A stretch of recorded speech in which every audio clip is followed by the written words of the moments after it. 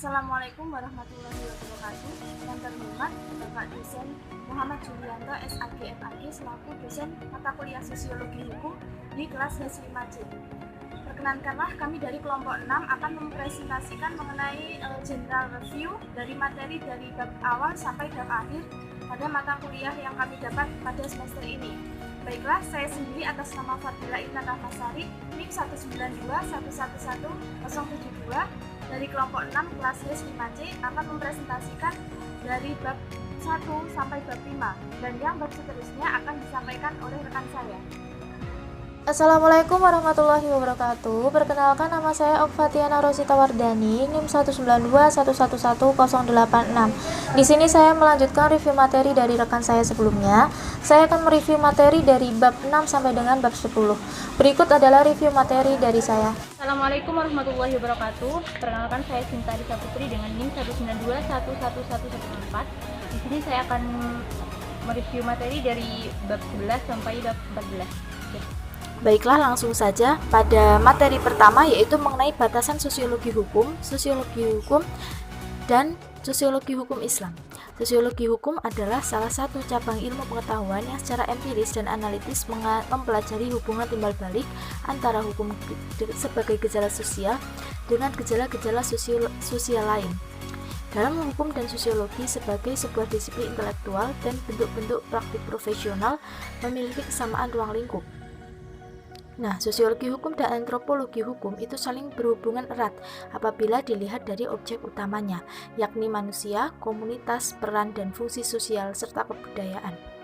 Nah, pendekatan dalam sosiologi hukum terbagi menjadi 3, yaitu pendekatan ontologis, epistemologis, dan aksiologis.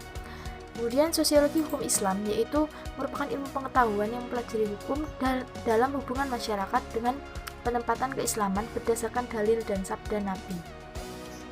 Kemudian pada bab 2 yaitu mengenai materi hukum Islam dalam tarik-menarik antara wahyu dan akal, kesatuan dan keragaman, otoritarisme dan liberalisme. Secara keseluruhan, umat Islam meyakini bahwa kitab suci Al-Quran merupakan wahyu Allah yang sesuai dengan segala waktu dan tempat. Karenanya umat Islam selalu menjadikan Al-Quran sebagai sumber atau dasar dalam kehidupan dan mitra dialog dalam menjalani kehidupan. Sejak zaman pertama Al-Quran diturunkan hingga sampai saat ini, dinamika perkembangan penafsiran Al-Quran sebagai wahyu Allah mengalami kemajuan. Sedangkan jalan pembuktian akal menghendaki renungan dan pemikiran tentang sesuatu, seperti bumi dan langit serta rahasia-rahasia yang tersimpan di dalamnya. Nah, dalam otoritarisme, manusia menjadi penentu, sementara sebagaimana dilihat dari hierarki otoritas, akal manusia itu melalui ijtihadnya menempati posisi yang paling rendah daripada teks. Nah, manusia juga memiliki hak liberalisme dalam pemikirannya. Dalam hal ini, Dawan berpendapat liberalisme merupakan sebuah kemesian agar Islam mampu menghadapi isu-isu kontemporer seperti demokrasi, hak asasi manusia, dan kesetaraan gender. Kemudian pada bab 3, yaitu mengenai materi hukum Islam dalam tarik-menarik antara idealisme dan realisme, hukum dan moral, stabilitas, dan perubahan. Jika dalam pandangan idealisme, realitas itu harus tunduk pada hukum, maka dalam pandangan realisme sebaliknya, hukumlah yang harus mengikuti realitas. Namun, apakah hukum yang mengatur realitas atau sebaliknya, hukum yang setia mengikuti realitas? Nah, hukum Islam itu harus berjalan sesuai dengan prinsip-prinsip moralitas, seperti yang dinyatakan oleh Islam. Hukum Islam memberikan ketentuan bahwa kaidah kesusilaan tidak boleh bertentangan dengan syarat-syarat yang tercantum dalam Al-Quran dan Sunnah. Stabilitas dalam hukum Islam terletak pada ketentuan nasnya, sedangkan perubahan sosial dan hukum Islam itu saling keterkaitan. Perubahan hukum Islam dapat membawa kepada perubahan sosial apabila hukum Islam itu telah menjadi adat bagi suatu masyarakat. Begitu juga apabila hukum Islam telah diserap menjadi hukum positif, seperti UU Nomor 1 Tahun 1974 tentang hukum perkawinan. Nah, sebaliknya, jika perubahan sosial membawa kepada perubahan hukum Islam, seperti dalam ekonomi Islam, yang semula menurut hukum Islam klasik tidak boleh berubah dengan hukum Islam kontemporer yang membolehkannya. Kemudian menuju bab 4, yaitu mengenai hukum Islam pada zaman Nabi. Nah, sejarah hukum Islam pada zaman Nabi berawal ketika Allah mengutus Nabi Muhammad membawa wahyu berupa Al-Quran ketika baginda sedang berada dalam Gua Hira pada hari Jumat 17 Ramadan tahun 13 sebelum Hijriah. Nah, permasalahan ijtihad pada masa Rasulullah itu terdapat perbedaan pendapat, akan tetapi ijtihad yang menyangkut dengan kemaslahatan dunia dan pengaturan strategi perang itu jelas dilakukan oleh Nabi. Contohnya yaitu memperlakukan anak musyrikin yang tetap ikut berperang. Nabi menjawab seperti bapaknya. Nah, dalam pembinaan hukum Islam telah dipertahankan 4 dasar. Yang pertama asas berangsur-angsur dalam menetapkan hukum. Yang kedua asas mengefisienkan pembuatan undang-undang. Yang ketiga memberi kemudahan dan keringanan. Yang keempat berjalannya undang-undang sesuai dengan kemaslahatan umat manusia. Kemudian bab 5 itu mengenai hukum Islam pada zaman sahabat. Nah, pada zaman ini mempunyai pengaruh terhadap perkembangan hukum Islam bagi para ulama dan imam mazhab yang merujuk pada pendapat para sahabat besar. Nah, para sahabat melakukan penelaahan terhadap Al-Quran dan Sunnah dalam menyelesaikan suatu kasus. Apabila tidak didapatkan dalam Al-Quran dan Sunnah, mereka melakukan ijtihad. Kemudian, ijtihad dalam menyelesaikan kasus disebut fatwa, yaitu suatu pendapat yang muncul karena adanya peristiwa yang terjadi. Baik, langsung saja. Pada bab 6 di sini menjelaskan mengenai tema hukum Islam pada zaman tabi'in. Tabi'in adalah orang Islam yang hanya bertemu dengan sahabat, berguru kepadanya, tidak bertemu dengan Nabi Shallallahu Alaihi Wasallam dan tidak pula semasa dengan Nabi Shallallahu Alaihi Wasallam. Secara umum, masa tabi'in dalam penetapan dan penerapan hukum mengikuti langkah-langkah yang telah dilakukan oleh sahabat dalam istinbat al-ahkam. Langkah-langkah mereka yang dilakukan sebagai berikut. Yang pertama yaitu mencari ketentuan di dalam Al-Quran. Yang kedua, apabila ketentuannya tidak di dalam Al-Quran, jadi dicari di dalam Al-Sunnah. Yang ketiga yaitu apabila tidak didapatkan dalam Al-Quran dan As-Sunnah, mereka kembali kepada pendapat sahabat. Yang keempat yaitu apabila pendapat sahabat tidak diperoleh, maka berijtihad. Dengan demikian, dasar hukum Islam pada periode ini adalah Al-Quran, As-Sunnah, Ijma' dan pendapat sahabat atau ijtihad.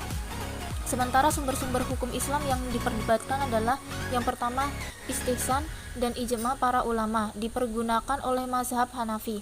Yang kedua yaitu ijma' masyarakat Madinah beserta tradisinya dipergunakan oleh mazhab Maliki. Yang ketiga yaitu uruf dipergunakan oleh mazhab Hanafi dan Maliki. Yang keempat yaitu hadis do'if dipergunakan oleh mazhab Hanbali. Yang kelima yaitu aqwal alira dipergunakan oleh mazhab Zaidi. Selanjutnya bab 7 menjelaskan mengenai hukum Islam pada zaman mazhab. Mazhab adalah penggolongan suatu hukum atau aturan setingkat di bawah firqah, yang dimana firqah merupakan istilah yang sering dipakai untuk mengganti kata denominasi pada Islam. Mazhab Maliki, Imam Maliki adalah imam yang kedua dari imam 4 serangkai dalam Islam. Nama lengkap Imam Maliki adalah Abu Abdillah Malik bin Anas As-Syabahi Al-Arabi bin Malik bin Abu Amir bin Haris. Mazhab Maliki memiliki ciri khusus dalam menggunakan sumber hukum Islam. Di antaranya yaitu Imam Malik cenderung berpikir secara tradisional dan kurang menggunakan rasional dalam cara pemikiran hukumnya. Mazhab Syafi'i, nama lengkap Imam Syafi'i adalah Muhammad bin Idris bin Al-Abbas bin Syafi'i bin Al-Sa'ib bin Ubaid bin Abdu Yazid bin Hashim bin Al-Muttalib bin Abdi Manaf. Adapun langkah-langkah ijtihad adalah yang pertama yaitu yaitu Al-Quran dan As-Sunnah. Apabila tidak ada di dalamnya, maka beliau melakukan qiyas terhadap keduanya.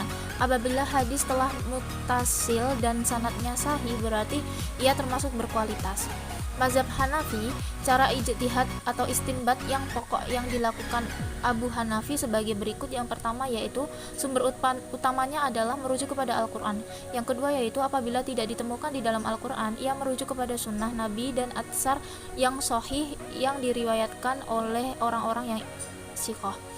Yang ketiga yaitu apabila tidak mendapatkan pada keduanya, ia mencari qaul pada sahabat.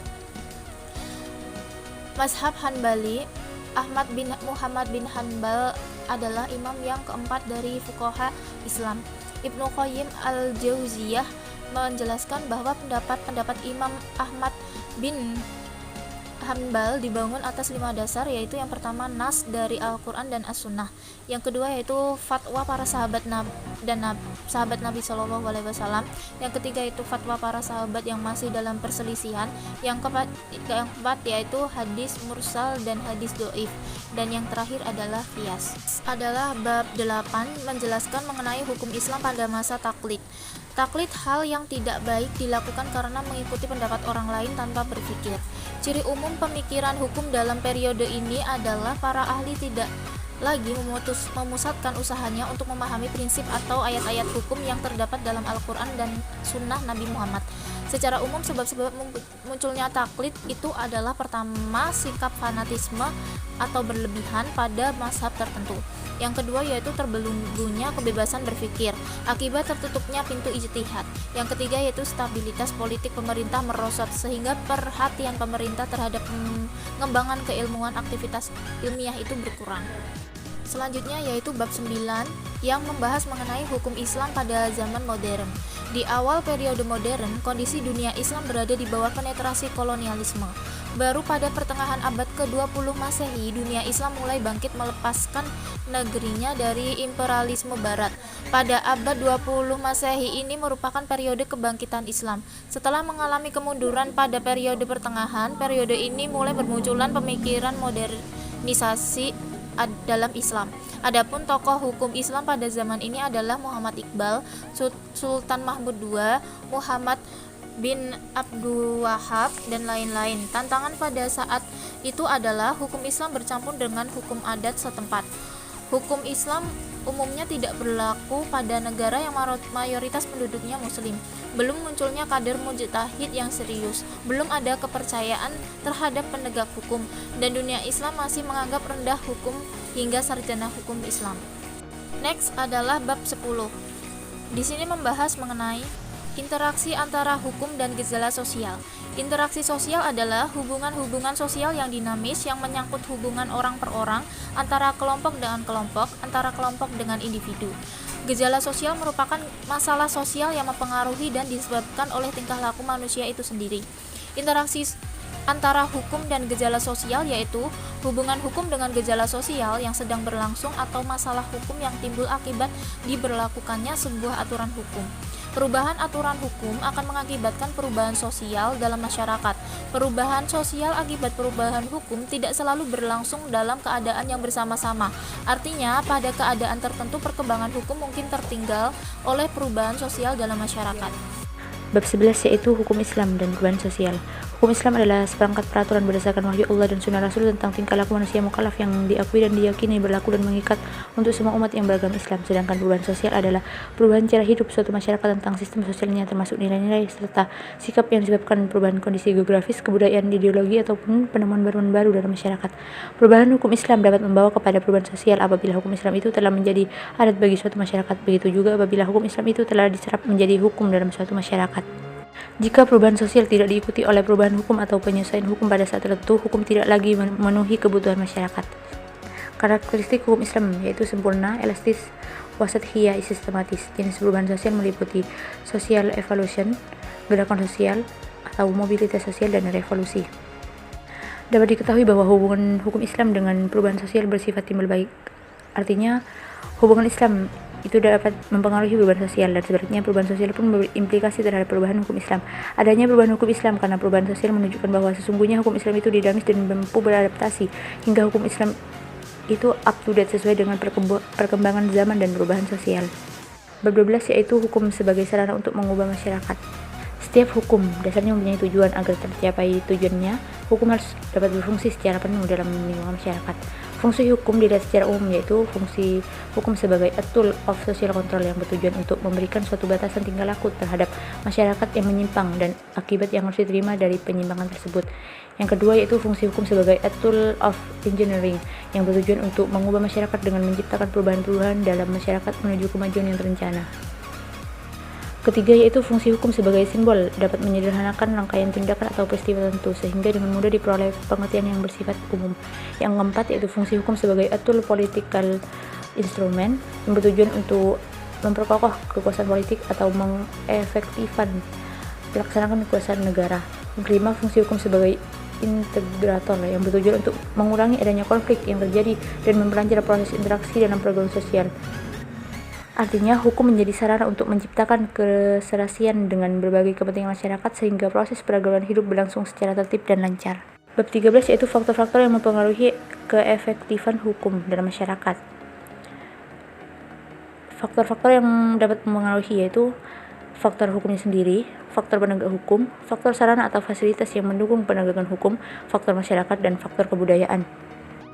Untuk mewujudkan efektivitas hukum tersebut, perlunya usaha yang dapat dilakukan untuk meningkatkan kesadaran hukum meliputi pengetahuan hukum, pemahaman hukum, penataan hukum, pengharapan terhadap hukum, dan peningkatan kesadaran hukum itu sendiri oleh masyarakat. Bab ke-14 yaitu pengaruh dan akibat perubahan masyarakat pada individu dan kelompok.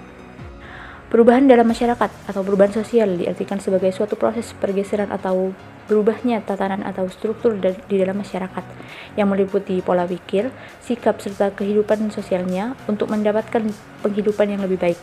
Perubahan sosial inilah menjadi penyebab masyarakat senantiasa bersifat dinamis. Perubahan sosial masyarakat terjadi karena unsur-unsur sosial masyarakat berbeda satu sama lain. Ada beberapa hal yang menyebabkan terjadinya perubahan sosial dalam masyarakat seperti perubahan jumlah penduduk, penemuan dan inovasi baru, konflik sosial antar kelompok, dan pemberontakan dan revolusi sosial. Adapun pengaruh dan akibat perubahan masyarakat pada individu yaitu globalisasi dan modernisasi, di mana keduanya berpengaruh positif dan negatif untuk masyarakat itu sendiri. Lalu harapan setelah mempelajari sosiologi hukum ini dapat diketahui bahwa hukum itu tidak akan berjalan jika tidak terdapat masyarakat yang ikut terlibat, dan masyarakat sendiri juga memerlukan hukum agar terciptanya ketertiban dan kedamaian dalam berinteraksi. Kita juga dapat lebih memahami mengenai hubungan antara masyarakat dan hukum, pengaruh timbal balik antara hukum dengan gejala sosial lain.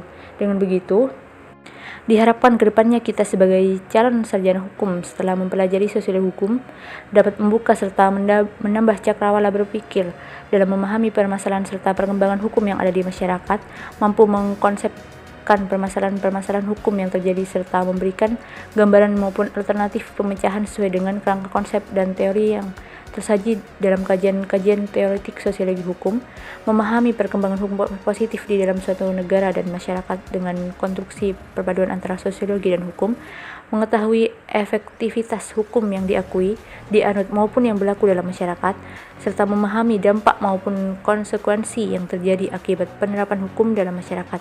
Ada kalanya penguatan pemahaman sosiologi di awal pembelajaran hukum sangat diperlukan mengingat objek hukum adalah masyarakat. Sekian general review dari kelompok 6 H5C. Kurang lebihnya mohon maaf. Wassalamualaikum warahmatullahi wabarakatuh.